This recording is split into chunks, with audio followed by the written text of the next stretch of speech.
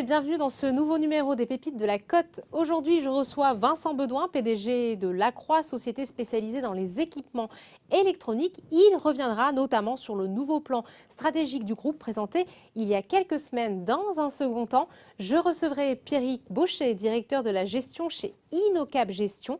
Il nous donnera les clés pour bien sélectionner les petites et moyennes valeurs et nous parlera des secteurs qui ont le vent en poupe avec le redémarrage de l'économie. Les Pépites de la Côte, c'est parti. Bonjour Vincent Bedouin, d'abord merci d'être avec nous. Merci à vous. Vous êtes le PDG de l'entreprise Lacroix, entreprise basée à Saint-Herblain près de Nantes, fondée en 1936, devenue aujourd'hui un équipementier technologique international et fournisseur de solutions IoT ou intelligentes pour l'industrie. Votre entreprise emploie 4000 salariés et vous êtes présent dans 11 pays sur 4 continents. Avant de rentrer dans le vif du sujet et parler de votre actualité, pourriez-vous nous détailler en guise d'introduction les 3 métiers du groupe? Car derrière Lacroix, il y a une activité extrêmement variée, passant par les panneaux de signalisation routière, votre activité historique, au système intelligent dédié au traitement de l'eau potable ou des eaux usées. Oui, alors, Lacroix, on est un équipementier technologique de plus en plus international. 60% de notre activité est hors de France, sur à peu près 440 millions d'euros de chiffre d'affaires. Et en effet, on part d'une histoire d'activité plutôt traditionnelle, comme les panneaux, qui ne représentent aujourd'hui plus que 10%, à peine 10% de notre chiffre d'affaires. Et on se positionne, et on a une ambition, c'est de devenir leader des équipements professionnels connectés, dans tout ce qui est industriel IoT, et des équipements électroniques pour applications critiques. Donc, cette ambition et ces activités se déclinent dans les trois activités de notre groupe, comme vous l'avez dit. Donc, le plus gros de notre chiffre d'affaires, c'est dans l'activité électronique. On design et fabrique les équipements électroniques pour le compte de nos clients industriels, automobiles, aéronautiques, domotiques, industriels ou médicales. Ça, c'est vraiment le moteur du développement du groupe. Et puis, on a l'accélérateur en captation de valeur, j'ai envie de dire, qui sont les 2 autres activités où on a nos propres équipements, des équipements connectés qui permettent de gérer les infrastructures de la voirie. Ça, c'est l'activité City, donc tout ce qui est éclairage public, gestion de trafic, mobilité intelligente, connectée. Donc les feux de carrefour, les panneaux à messages variables et tout ce qui permet de sécuriser les péages, les sorties d'école. Donc c'est on va dire des équipements connectés qui permettent de piloter ces infrastructures de la voirie sur les routes ou sur tout ce qui est autoroute. Et puis la dernière activité, c'est l'activité environnement, où on fournit des équipements pour les gestionnaires des infrastructures d'eau et d'énergie. Donc c'est tous les équipements qui permettent de gérer l'eau potable, l'eau usée, donc les châteaux d'eau, les stations d'épuration, tout ce qui est également réseau de chaleur pour les bâtiments collectifs. Et puis, on est également leader, alors là, c'est plutôt en Allemagne, sur tout ce qui est équipement permettant de raccorder les énergies renouvelables au réseau électrique intelligent. Merci Vincent Bedouin pour cette présentation claire et succincte de vos 3 activités. L'actualité de Lacroix, c'est la présentation d'un nouveau plan stratégique dévoilé il y a quelques semaines, dénommé Leadership 2025, qui prévoit quasiment un doublement de taille en 5 ans, soit un objectif de 800 millions d'euros de chiffre d'affaires et environ 9% d'EBITDA, indicateur financier, je le rappelle, qui permet de mesurer la rentabilité dégagée par une entreprise. La bonne exécution de votre plan précédent est jugée rassurante par les analystes. Grâce à quel segment comptez-vous mettre en œuvre cette transformation dans un contexte où la crise a eu tendance à ralentir les investissements des entreprises et ce changement de dimension passe-t-il par de nouvelles acquisitions? Alors, déjà, ce nouveau plan n'est pas réellement un plan de transformation. Notre plan de transformation, c'est notre plan 2020. On a fait 7 acquisitions, on a repositionné le groupe sur ces marchés cœurs, ces marchés à plus fort potentiel. Donc là, on est plutôt sur un plan d'accélération dans une trajectoire qui a été tracée par le plan précédent.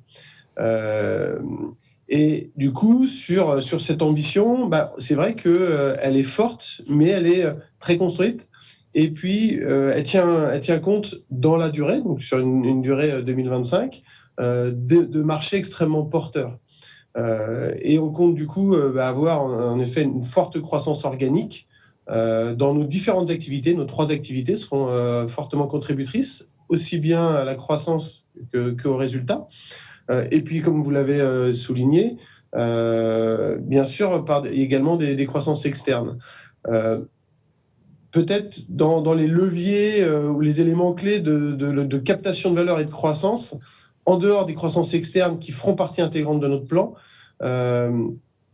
premièrement, c'est développer notre leadership technologique, développer notre R&D. On a déjà énormément accru nos équipes R&D, marketing lors du plan 2020. Sur le plan 2025, on compte doubler nos investissements dans la R&D et augmenter de plus de 60% notre force R&D. Également, on va continuer à investir dans tout ce qui est industrie du futur. On a lancé lors du plan 2020 des projets importants, comme notre nouvelle usine, notre projet Symbiose en France. Et en fait, ce sont toutes nos usines qui sont aujourd'hui avec une feuille de route pour déployer, avec plus ou moins de profondeur, des solutions d'automatisation, de digitalisation. Donc ça, c'est l'industrie du futur. Également, un point important pour nous, le développement à l'international, qui sera vraiment, c'est peut-être le point qui sera le plus supporté par les croissances externes. Avec un développement à l'international où on cible des zones, alors Europe déjà, notamment l'Allemagne, qui sera pour nous une zone prioritaire, mais également le groupe Lacroix aujourd'hui est très européen. On a cet objectif de se développer en Amérique du Nord.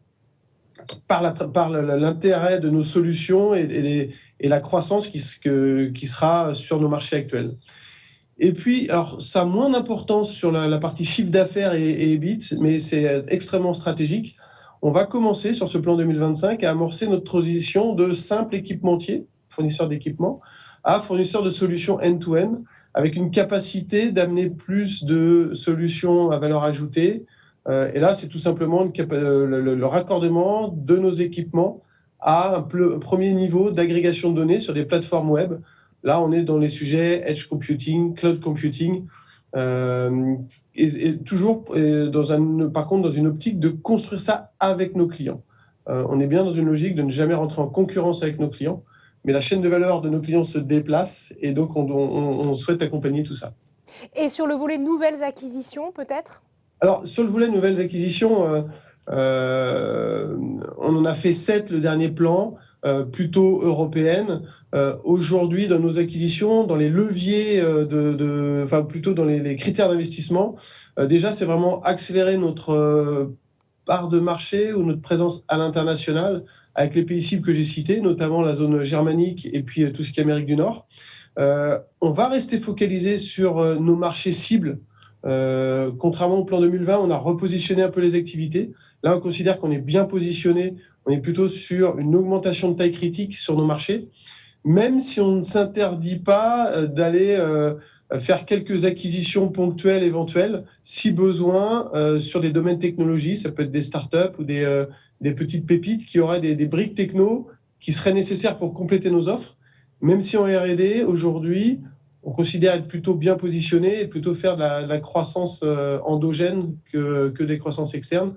Mais le marché, vraiment, dans nos métiers, est en consolidation. Donc, on sait qu'on aura des opportunités. Venons-en peut-être maintenant à vos résultats. Votre groupe a montré une vraie résilience, comme en témoignent les résultats 2019-2020. Cependant, Lacroix doit faire face, comme beaucoup d'entreprises, à une hausse des prix des matières premières et à des difficultés d'approvisionnement en composants électroniques entraînant des surcoûts logistiques. Une de vos branches, l'activité City de Lacroix, est très dépendante des marchés publics. Autant d'éléments qui pourraient peut-être vous contraindre à revoir à la baisse vos objectifs pour 2021. Je le rappelle, un chiffre d'affaires supérieur à 500 millions d'euros et une marge brute d'exploitation supérieure à 6,5%.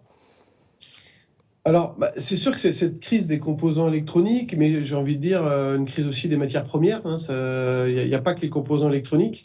Elle est très présente aujourd'hui et elle ne facilite pas cet exercice qui est toujours un peu difficile de la prévision. Dans ce qu'on a pu annoncer sur le plan 2021, on est encore sur une première partie de l'année. Je pense qu'on a intégré dans nos prévisions en début d'année déjà globalement l'impact de ces pénuries. En fait, ce qu'on voit, c'est que cette pénurie limite déjà notre capacité à livrer des clients ou même nos propres clients à accélérer. Donc, c'est déjà intégré dans nos prévisions.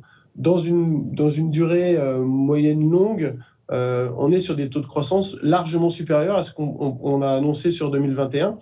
2021, finalement, sans cette pénurie de croissance, on aurait pu annoncer, je pense, déjà largement plus que 500 millions. Très bien. L'incertitude qu'il peut y avoir toutefois sur la pénurie sur les composants, ça va être quand même la part des surcoûts matières. Pour la plupart, globalement, aujourd'hui, on a une bonne relation avec nos clients et ils sont aussi refacturés avec les clients, c'est convenu avec les clients. Il y a aussi un surenchérissement des coûts logistiques. Et puis, il y a des effets indirects sur les stocks. Donc, ça reste une zone pas forcément très confortable, mais je pense qu'on est à peu près toutes les entreprises au même niveau. Et pour l'instant, on reste vraiment sur la guidance qu'on a pu donner sur 2021. D'accord, donc pas de révision d'objectifs à date, si je comprends bien. On va peut-être terminer sur votre cours de bourse qui a progressé de plus de 47% depuis janvier. Je voudrais savoir quelle lecture vous en faites. Est-ce uniquement la traduction d'un mouvement global qui a surtout favorisé le secteur de la digitalisation et plus globalement de la tech ? Alors, c'est sûr qu'il y a une tendance qui est globalement positive dans ces secteurs-là, dans les marchés qu'on adresse. Au-delà de ça, je pense qu'il y a aussi une évolution positive du titre depuis quelques mois qui récompense finalement les bons résultats du plan Ambition 2020 et la lisibilité de notre stratégie. Après, j'ai pas l'habitude de commenter le cours de bourse, mais je pense que la valorisation de la Croix reste encore très raisonnable au regard de certains comparables que l'on peut avoir. Que l'on voit des activités comme Newways, comparables à notre activité électronique, Anvea, comparable à l'activité environnement, et l'activité City, qui a vocation à passer dans le vert cette année, elle a aussi un fort potentiel, et donc ne peut plus être comparable avec des concurrents historiques qui sont cotés, comme on a pu avoir la société Giraud, par exemple. Donc tout ça fait que si on rajoute à ça une vraie des synergies de plus en plus prégnantes, que ce soit au niveau commercial, R&D entre nos trois activités, on a un positionnement, je pense, attractif sur des marchés attractifs. Mais ça, je suis peut-être pas complètement objectif sur ces sujets-là, mais c'est vrai qu'on a les 5 prochaines années vont être, je pense, passionnantes pour nous, avec pas mal de choses à construire. Et comme je le disais, on part lancer. Suite à tout ce qu'on a réalisé sur le plan Ambition 2020. Très bien, alors je retiens surtout que c'est une valorisation que vous jugez pour l'heure encore raisonnable. Merci pour cet entretien, Vincent Bedoin. Un grand merci. Et on rappelle 2 dates importantes pour Lacroix, le 26 août avec la publication du chiffre d'affaires du premier semestre et le 28 septembre la publication des résultats du premier semestre. Et tout de suite, on retrouve Pierrick Baucher, directeur de gestion chez InnoCap Gestion. Bonjour Pierrick Baucher, ravi de vous retrouver. Bonjour Sarah. Je rappelle que vous êtes directeur de gestion chez InnoCap Gestion et que chaque mois, vous nous accompagnez pour comprendre, analyser, déchiffrer, décrypter l'univers passionnant mais aussi méconnu des petites et moyennes capitalisations. Aujourd'hui, vous allez nous donner quelques clés pour parvenir à sélectionner ces sociétés cotées classées dans la catégorie des petites et moyennes capitalisations, c'est-à-dire dont la capitalisation boursière est comprise entre 500 millions d'euros et 2 milliards d'euros pour les petites et entre 2 et 10 milliards d'euros pour les moyennes. Mais d'abord, peut-être, commençons par évoquer le contexte très particulier dans lequel nous évoluons actuellement, celui d'une sortie de crise inédite de par sa nature et par les réponses apportées à la fois par les gouvernements et les banques centrales. Est-il propice à la prise de risque et plus particulièrement aux petites et moyennes capitalisations ? Nous sommes entrés dans un environnement favorable à la prise de risque. Nous sommes entrés dans un début de cycle économique, un début de cycle boursier. Covid, qui est un choc exogène, a mis fin à un super cycle de croissance de plus de 10 ans partout dans le monde, 2019. Nous sommes passés à autre chose, une nouvelle histoire, un nouveau cycle qui pousse très fort globalement. Le FMI l'a annoncé, estimation de croissance du PIB mondial en 2021, plus 5,5%, en 2022, plus 4,5%, ce qui représente une croissance au niveau mondial de 10%. Alors oui, il va y avoir du PEPS au niveau de la croissance des profits des entreprises. Et souvenons-nous, nous l'avions évoqué, le principe de bon sens est simple, que l'évolution des cours de bourse est majoritairement le reflet de la croissance des profits des entreprises. Si les carnets de commandes vont bien, si les profits vont bien, ce sera bon globalement pour les cours de bourse. Caractéristique des débuts de cycle, la hiérarchisation des risques. Traditionnellement, les small caps surperforment les mid caps, qui surperforment les large caps. Donc oui, nous sommes convaincus que nous sommes entrés dans un environnement favorable à la prise de risque, favorable à l'investissement dans les actions, et notamment aux small et mid caps. Mais alors justement, dans ce cadre si particulier propice à la prise de risque, quels sont les secteurs sur lesquels il faut miser? Alors la nature du choc fait que c'est intéressant de s'intéresser aux entreprises qui vont bénéficier de la réouverture progressive des économies. Mais je dirais que c'est déjà joué quand on voit le secteur aérien, le secteur du loisir, du tourisme, de l'hôtellerie. Donc il y a peut-être d'autres investissements à faire. Et la nature a été très intéressante au niveau de cette crise. Il y a des secteurs qui bénéficient d'un renforcement de la croissance sous-jacente de leur marché. Et donc c'est très fort. Quand vous prenez le secteur de la santé animale, le secteur du nautisme, le secteur du jardinage et tout le secteur qui va tourner autour du renforcement du confort chez soi. Et j'irai un petit peu plus loin, qui dit début de cycle, dit des déchus de la fin de cycle. Et sans doute que les déchus de la fin de cycle des années 2018 et 2019 sont probablement les gagnants déjà qui se dessinent aujourd'hui, 21 et 22. Si vous regardez les entreprises qui ont fait face à des déstockages très profonds partout dans le monde, dans de nombreuses industries sur les dernières années du cycle, ces entreprises vont profiter d'un restockage massif. Les entreprises qui ont surinvesti au cours des dernières années vont profiter du retour du levier opérationnel. C'est tout à fait classique. Après la phase de semence, il y a la phase de récolte et toujours privilégier les leaders mondiaux qui sortent toujours renforcés des crises. Et c'est le cas cette année également. Alors vous nous avez donné les segments phares finalement sur lesquels cette phase de croissance va être profitable. Mais concrètement chez InnoCap Gestion, quelle est votre méthode pour sélectionner ces valeurs? On imagine que vous rencontrez le top management, que vous analysez les résultats des entreprises, leur capacité à innover et à se distinguer de la concurrence. Vous avez tout dit, mais là on rentre complètement dans notre process d'investissement, en amont de nos choix et de décisions d'investissement. Alors il ne s'agit pas d'une recommandation sur un processus d'investissement, il s'agit bien de partager ensemble une conviction en termes d'analyse des entreprises avant un investissement. InnoCap Gestion, nous sommes une boutique de stock picking, nous passons notre temps sur le terrain à analyser les fondamentaux des entreprises. L'année dernière, nous avons effectué 928 contacts sociétés et année traditionnelle, nous effectuons eu plusieurs dizaines de visites de sites. Alors effectivement, nous avons un processus d'investissement qui est complet, qui comprend un volet sélection sur l'analyse fondamentale, puis un volet qui est basé sur une sélection à travers une note interne, ESG, ces fameux critères de durabilité et d'environnement. En ce qui concerne globalement la notation fondamentale, nous retenons 4 critères de bon sens, simples, qui vont être à l'origine d'une sélection drastique de nos investissements. Nous cherchons à bien comprendre et percevoir la différenciation d'une entreprise, comprendre les éléments de différenciation par rapport à la concurrence, pourquoi l'entreprise est plus forte, pourquoi elle est plus vertueuse, à travers 2 chiffres clés, la part de marché au niveau mondial et le retour sur capitaux employés, bien comprendre pourquoi l'entreprise vend des produits, est plus cher que ses concurrents et gagne pourtant des parts de marché. Le deuxième élément, c'est l'investissement permanent. Il n'y a pas de différenciation pour nous sans investissement significatif et permanent en innovation, dans l'outil de travail, dans la force commerciale, dans les ERP, à chaque échelon de l'entreprise. Le troisième critère, élément principal de cette solidité financière, c'est d'adresser un marché mondial en croissance. Et l'entreprise doit avoir une croissance supérieure à celle de son marché mondial. Le quatrième critère, de l'actionnariat familial, faire en sorte qu'il y ait alignement des intérêts entre l'actionnaire majoritaire, fondateur de l'entreprise, et l'investisseur minoritaire. Ces 4 critères de bon sens sont à l'origine de la solidité de la croissance des profits dans la durée. Puis, nous allons adresser la partie durabilité, ESG, à travers une note interne sur 10 points. Et une fois qu'on a retenu le meilleur des meilleurs, la plus grande qualité fondamentale, nous allons sélectionner nos investissements en recherchant les phases d'accélération de croissance des profits avec une valorisation qui nous semble attractive pour conserver un potentiel de performance boursière à un horizon de 12-18 mois. Mais je dirais que sur la partie ESG, il y a un élément qui est important à bien prendre en compte, qui est le positionnement natif des entreprises dans lesquelles nous cherchons à investir. On vous a toujours sensibilisé sur l'innovation, le regard de l'innovation pour l'intelligence qu'elle apporte dans des mondes industriels qui existent mais qui doivent faire leur mutation. Au niveau ESG, ça se traduit tout simplement en recherchant les leaders mondiaux qui apportent, qui contribuent au progrès technologique tout en préservant les ressources de notre environnement.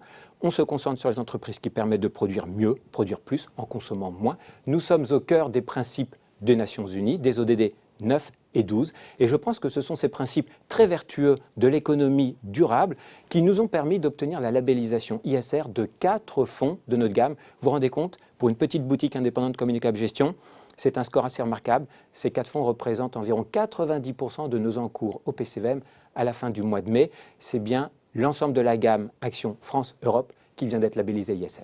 Alors je retiens de ce que vous nous avez dit, 4 fonds qui ont été labellisés, qui ont obtenu le label ISR chez Innocap Gestion. Je retiens aussi que vous avez détaillé très bien et toujours de façon très didactique la méthode employée chez Innocap Gestion pour sélectionner au mieux les valeurs de croissance. Merci Pierre Baucher. Merci Sarah. Ce numéro des Pépites de la Côte est maintenant terminé. Je vous donne rendez-vous le mois prochain. En attendant, vous pouvez retrouver toute l'actualité économique et financière sur Boursorama.